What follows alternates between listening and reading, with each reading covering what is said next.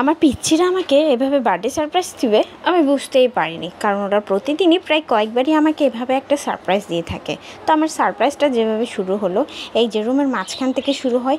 এই ওর কি দোষ হলো বলুন তো, ওর এভাবে উল্টাভাবে ফেলায় রাখছে, এদিকে আবার বিড়াল একটারও উল্টাভাবে ফেলায় রাখছে। ও বাবা আবার লাইট অফ করেও আমার জন্য সারপ্রাইজটা রেখেছিল। আমি তো ভীষণ অবাক। এই যে এইখান থেকে পা দিতে না দিতেই আমি পিছলা খাইয়ে উষ্টা খাইতাম। এই যে এখান থেকে শুরু হয়, এই যে ভাঙা চোরা করে সবগুলার উল্টাভাবে ফেলাই রাখছে। বা আজকে আবার প্রমোশনও হয়েছে খেলনার সাথে সাথে।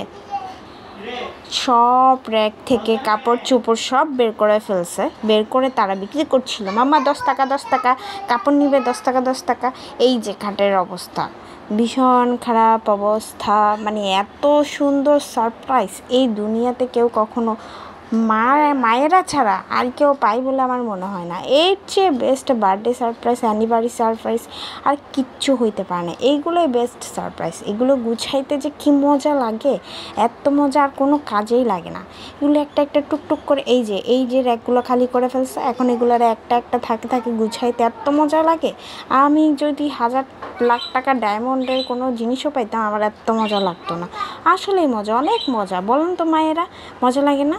অনেক মজা লাগে। এই মজা কোথাও পাওয়া যাবে না।